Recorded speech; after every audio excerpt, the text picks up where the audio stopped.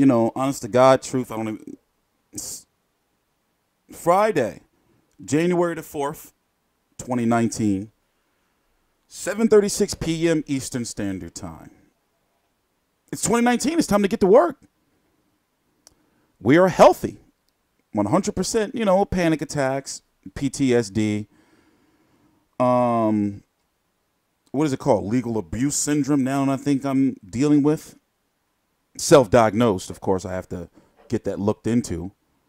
But we have a lot of responsibilities and still a lot of ground to make up if we're going to continue to be the #1 post-fight reviewer on YouTube, right? That I think it's safe to say that belongs to us. So what this video is about, I did a poll yesterday in what videos what my next 4 videos should be. So I have to do this video about Fight View 360, Tstreet Controversy Live, what our plans are for 2019. Pacquiao versus Broner All Access is episode 1 is in less than 2 hours, 9:30 p.m. Eastern Standard Time on Showtime. I have to do the Gale versus Eubank, Crawford versus Khan for April the 20th, and we're just getting back to business. So, you guys have a right to know what's going on. Our main goals is obviously to make sure that our content is protected. So, I'm drowning in potential retainer fees for child custody. That's going to be about $3,000. A civil attorney for a civil suit against the city. I don't know how much that's going to cost. Intellectual properties, which is very important for the channel. Attorney, we had a channel audit, and basically we found out that a lot of our videos were fair use, and they were copyrighted or copyright claimed illegally or blocked worldwide illegally. So, as I explained before, it's kind of a give and take relationship with Showtime where they allow us to use certain content, and certain content they say, nah, we're not going to allow you to use that. And the reason is because the reason I know this to be true is because all this stuff is like manually detected and tracked, and it's a lot of mumbo jumbo that I'm not going to bore you with. So I have a good relationship, or we have a good relationship with Showtime. We don't really have any issues with them. I'm going to let that ride. However, I was upset about Wilder Fury because they took 4 of my videos down. But luckily, we did multiple videos anticipating they was going to take them down. However, I didn't think they was going to take those videos down as fast as they did. The initial Wilder Fury video in 4 hours had 120,000 views. It was trending to max out or cap off at about 500, 600K. I ended up doing another one. It still ended up going to about 100. I don't even know where it's at right now. It's over 100K. Now, this is not to boast about views. This is not about views in a way. Okay, put it this way. We're on YouTube. Obviously, it is about views. But more importantly, biased media on YouTube has been under attack. Shout out to Bruce Vane holding it down. There's nothing wrong with what he's doing. He's not lying. He's telling real shit. A lot of the narratives in boxing start on YouTube or from YouTube media. My goal is to try to get YouTube media as much credibility as possible. Because let's be frank, they trash Boxing Ego. I'm sorry. Y'all don't want me to say names, but I'll say their names. I really do not give a fuck. I don't know I think that he's one of those type of people like where he's got this fame now and it's like kind of going to his head and he's losing what got him where he is. It's whatever. Eli Setback, people for some reason still don't understand like why I was upset at him. They don't understand it. And it's like, wait a minute. He put out some false shit on my name and my brand. But whatever. Dante's Boxing Nation, I don't know what that shit. I don't think he believes any of the shit he be saying anymore, truth be told. I think he's just doing it because he has that strong black following and a lot of them are ignorant. Like R. Kelly, like the R. Kelly people who support him. Oh, well, he's black. We're going to support him even though he's a fucking pedo. So, in regards to Dante's Boxing Nation, I think that he don't believe none of the shit he be saying. I think that like he does it because he don't want to be looked at as a sellout or like a coon to his fan base. Basically, he don't want to alienate them. So he has to be like, damn, even though I feel like the Charlos or whatever, or such and such, or any black fighter, he has to say, well, it was some conspiracy shit and they lost, they got robbed or some shit.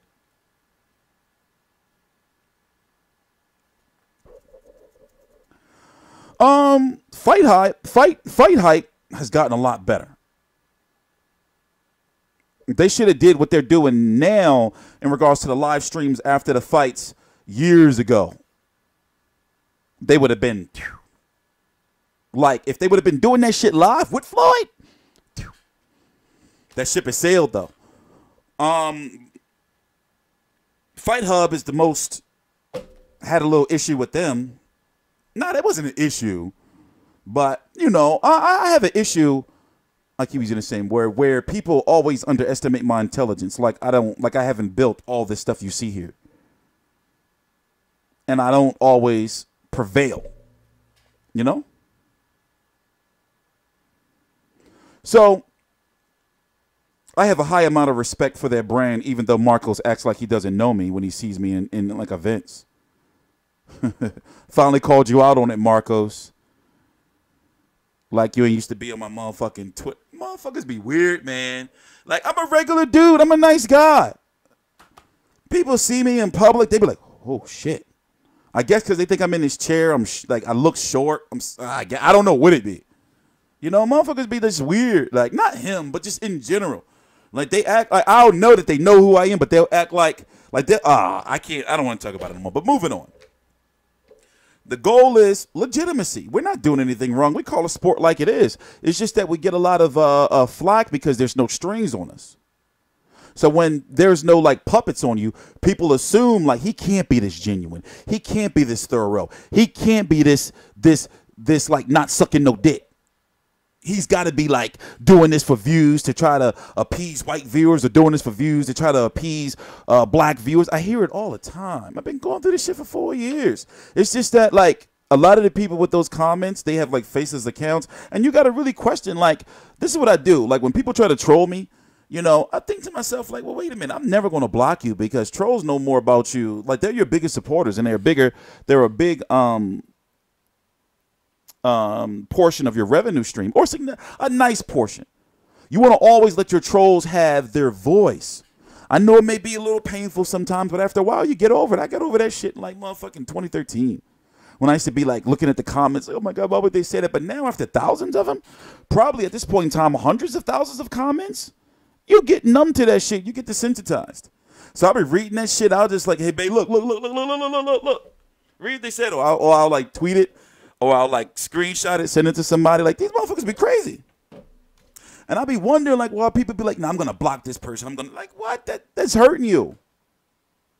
However, when people do get out of control, we do issue bans. But then I get real, like, I feel bad about it. Like, 30-day bans, 10 days. They never last 30 days. I always unban people after, like, 10 days. And I usually only ban, like, one person a week. Because they just go too far, start talking about my daughter and all kind of shit like that. You got to draw the line somewhere. So I just silence them for a little bit and then go right back out there, you know? But, man, I haven't been sleeping because I'm behind. Working on a civil suit against the city. Very complex. Got nothing but meetings with attorneys next week. The website, where I can't talk about it, but we're fully legit. Let's go look at it a little bit. We're fully legit, but I can't tell you what the plans are because I can't give out, you know, like what's going on. As you can see, we have ads. You know, we're fully Google AdSense compliant. It's a fully legit, like we're legit as fuck. If you look on your phone, depending on your cookies, you'll see like ESPN ads. The Zone is all over it on mobile. Let me see if I can. Which one is it? Is it F12? Let me see. Let me see. Can we go to mobile? See some ads. iPhone. Nah, they're gonna make me refresh. I don't want to refresh. But I built this on myself. I got to update my schedule of networks. We're behind on that. My rankings are updated, though. It's a pain in the ass to update them. Yeah, I haven't updated it in a week. I got to update this. A lot of fights have become official. A lot of press releases have been coming out. I've been interviewing women. I'm not going to lie. It's been women. You know, like housewives to do my press releases, to copy and paste all day, every day, and upload all of these. We have writers, but what I'm doing now is before, we had a very large team in 2015 and 2016 and 2017, but I couldn't manage them. It was burning me out and everything was all over the place. So now we have a very small but organized team. It's me, my two partners, of course, Kyle and OJ. My partner over in the UK, Mike. Got Tony, he's running social media. He's going to have a bigger role soon. Donnell, he's in Boston. They screwed him over. For what fight? He was supposed to go to Canelo Fielding. They screwed him over, but we got Rob holding it down out in L.A. He's my partner over in L.A. He's the one that gives us all the L.A. content. Several writers. Social media team. I have moderators. A lot of times, I was just telling somebody earlier that other people be commenting for me sometimes. It don't always be me commenting on, it may seem like it's me, but it's not. I don't, you know, I read the comments and everything. And yes, I do clap back at a lot of them, but a lot of times that don't be me. Sometimes that don't be me. So 2019 is more about, we've already established consistency. I started back working again after I recovered August the 1st. We gained 10,000 or so subscribers since, around 10,000 or so, plus. Not plus or minus, but plus.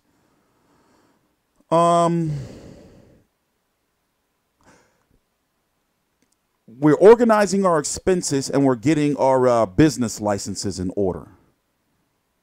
Now, right now, things are kind of difficult because with my legal issues in regard to my custody case, basically they're trying to bankrupt me, you know, with all these legal bills and everything. And I'm not just going to allow it. I'm not going to allow Fight View 360 and my brand and my dream, and more so my daughter's inheritance, to suffer from these, you know, proceedings, which I'm going to talk about in another video. This is my Twitter, by the way. So me, I got to be honest with you. I'm probably going to go to maybe 3 fights this year. I got to go to the Philly fight. There's a media something for that January the 8th. There's a Philly fight coming up February the 8th. I'm probably going to go to 3 Philly fights this year. Or Atlantic City fights. So those don't really count. But as far as New York fights, Barclays and all that shit, I kind of do want to go to Crawford versus Khan. But also I want to stay home to roast him when he gets knocked out. I want to see that. I don't want to see that live. I want to see that on the screen. I want to be able to fast forward and rewind. I want to enjoy Amir Khan. It's going to probably be it's going to be a new way. It's going to be, you know, a creative way. You know? I mean, what I'm trying to, you mean, will it be a stoppage or will Amir Khan go to sleep? Or will it be like a TKO? Usually Amir Khan, he usually likes, you know, like he likes to be knocked out. He fancies it. But that's a whole nother video. What else? If the opportunity arises for Vegas, okay, put it this way. I gotta get to LA and I gotta make up for my Vegas trip. That ulcer scared the shit out of me though. We had to fly back the next morning. But the merch store, it's opening. I'm going to have a look at it. I'm overseeing it, but since I have so much responsibilities, Mikey, my partner over in the UK, or the head of Fight V360 UK, we got to, and that's another thing we got to do. Since once we get our business licenses, I got to it's a lot of work. I got to hire an accountant. Now it's January now. Assign like roles. So as you can see, that's what we're doing. is legitimizing, but number one is to protect our content. The intellectual properties attorney is number one, because what happens is if they try to shut our shit down or try to copyright, our content, what happens is we'll have our attorney, review it. Well, obviously they're not going to, the firm is not going to be able to review every video. But if it's like, and then, since I do my videos on Saturday nights, they may not get to it. I don't know. I got to figure that out, because you lose most of your revenue during, after the fight. Well, you make most of your revenue after the fight. So if my attorney is not able to get to the video to view it until like Monday, long story short, we're making sure that if our videos get taken down, that there will be severe legal consequences. Because we're not just, we're very highly educated, somewhat of a bit of an expert, which is why this channel is still around in fair use. We're having some issues with our monetization, which is why a lot of videos had to be deleted, because even though you can use music, you can't make no money off of it because the music companies claim it. So usually when I use music, depending on how much you use, it's not fair use and what you're using it for, and also the YouTube system will pick it up and claim the video. But nonetheless, I do it for you guys. And also a lot of times I do, well, I'm not gonna say a lot of times, I do all my videos live. My videos are on edit, so a lot of times I like to listen to tunes, and I'll be sitting here and I'm like, all right, get your thoughts together, all right, hit record. And I'll be like, yeah, we're gonna talk about such and such, and that's how I go. That's like that's how I built myself up. Hype myself up. So the merch is coming. I'm going to be going to 2 high-profile fights this year. That's it. Just 2. Our goal is to make sure that we get credentials consistently, because we've already gathered enough information that we know that there are people that are getting into events or media outlets, which people are going to say, who are you to say this and blah, blah, blah. Fuck that. We know that we do better work, or more so, more high quality work.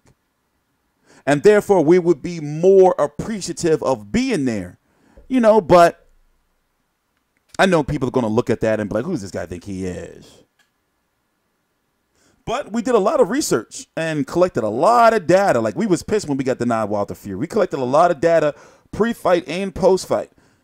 And then we were like, yeah, they let that person in, but they didn't let us. And they said that it's about like your reach and your views and screenshot. Hey, let's clip this out, put this in the folder, legal folder. Just, So we're not out here trying to like start shit. We just want a fair shake. Is that because remember, what we want is we want to be here giving you the content from the event while I'm here to you on one of these screens right here.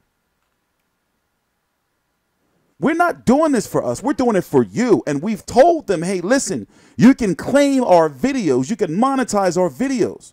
Because the way I built the business model is that we are going to give you free content, meaning content that we are going to not worry about monetization.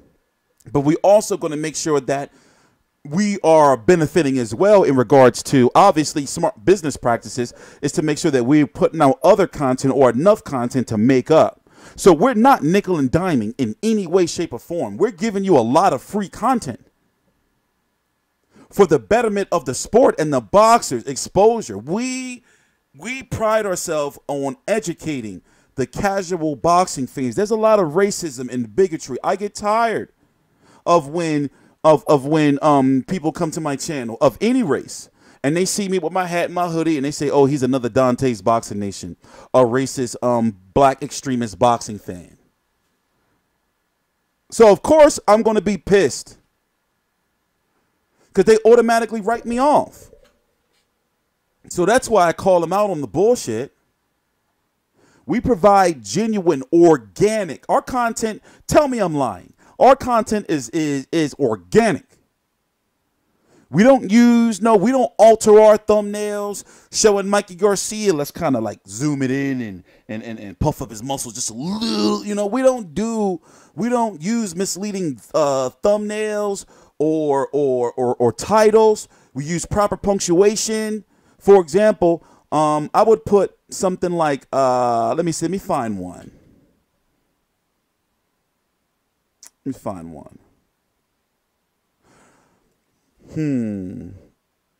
Like a lot of times I use my titles to like antagonize people a little bit because I take advantage of people's weaknesses in regards to, wait a minute, I didn't put an exclamation point. I put a question mark. So for example, I will put something like, just some arbitrary. Charlo's on steroids. I never did a video like that. I'm just throwing something out there. But I will put a question mark. If I put an exclamation point, then it's like, yeah, I'm saying they are. But if I was to put a video like that up, Charlo's on steroids or PEDs with a question mark, you know how many views I would get? I know how to, you know, do shit like that. That's my, I'm considered a YouTube expert, believe it or not. I've been offered jobs to consult to help people build YouTube channels and shit like that.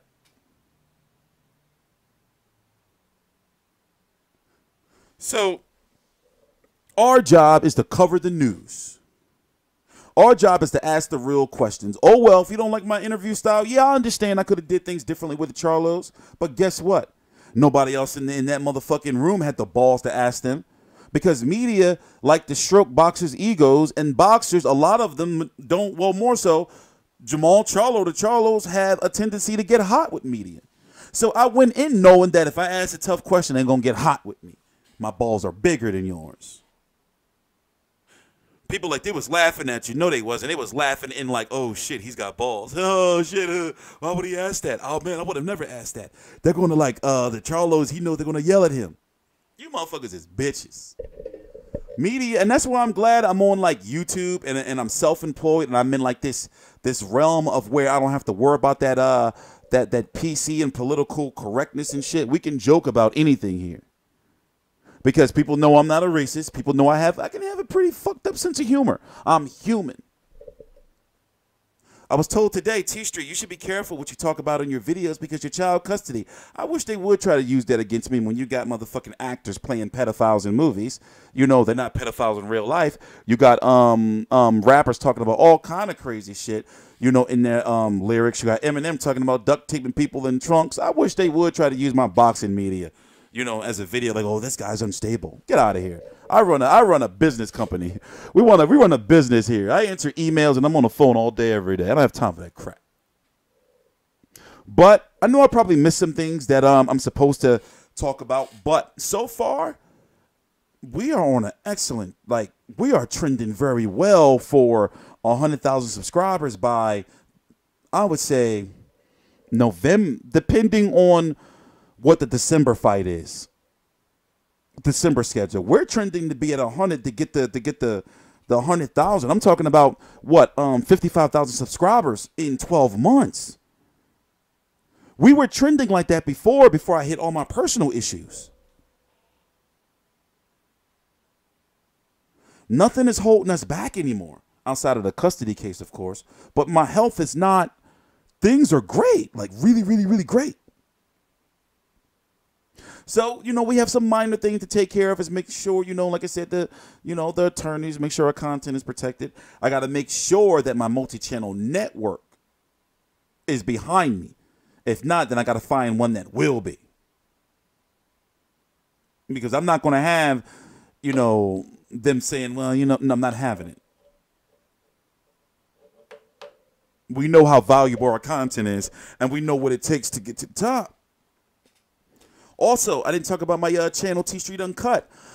I got a copyright strike on that channel because apparently we were able to use the Ryzen footage on this channel, but not that channel. It was weird like that. So I'm going to appeal it, but it's going to take like 30 days for them to, you know, release it. You see me? You feel me? But I'm working on something. I'm becoming a investigative journalist, if that makes sense. I have a passion that has been eating me up to cover other things like crime, politics, world news. Because with boxing, it's only but so far you can go on YouTube. But if you cover other stuff, the sky's the limit. It's hard to get 1 million views with boxing on YouTube. I came close. I'm talking about organic content. I didn't put no full fight shit or nothing. I came close. I was at like 900 something thousand views. Me talking. When back then, if you put it was a time where if you put misleading titles up, there was a community strikes guideline. Now it's like cowboy shit. It's the Wild Wild West on YouTube. When I first started making my bones on YouTube, there was no thumbnails. And we was getting 100,000 views. But the controversy was high. We're older, we're mature, 35-year-old man. You know, going to be 36 later on this year. You know, and once you hit the, you know, it's a motherfucking 40-year-old man. I don't have time for a lot of people's bullshit. And also, I almost died. Well, actually, I don't. It's horrible because even now, like sometimes, well, it's got a lot better. It's gotten a lot better. I don't have as many flashbacks, but motherfuckers, I died for like 2 motherfucking days. I had a rare experimental blessing of a procedure that saved my life. So when you have like one of those out of body, my friend was telling me the other day. When people have near-death experiences or have those experiences where they say, let's say they cross over to the other side, they don't talk about that gray area where they were at during that other side. I can tell you some dark-ass shit about what I went through those 19 days or 20 days or however it was, because I don't know exactly what day I woke up that I was in that coma. So understand that when you go through something like that, you have a very low tolerance for people trying to tell you what you can and cannot do when you're in your legal rights. Or more so, people underestimating you or doubting your intelligence or trying to play games with you. You have a very, very, very, very low tolerance.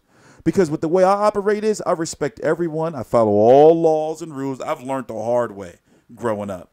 Listen, I drive with my seat belt.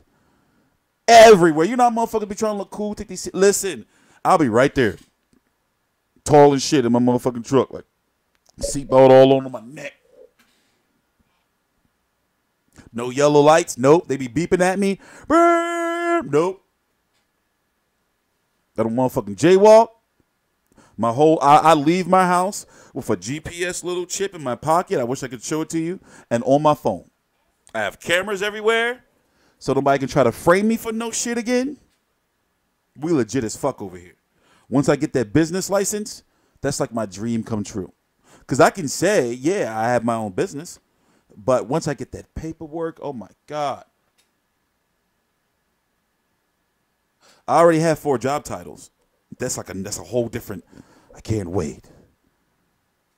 But I'm Tstreet Controversy. This is Tstreet Controversy Live. So we're going to get back to boxing. Y'all know how I get down. Once I start, and then Pac Broner is next week. I mean, in 2 weeks. Y'all know I'm going to be pumping out videos like a motherfucker. Relax.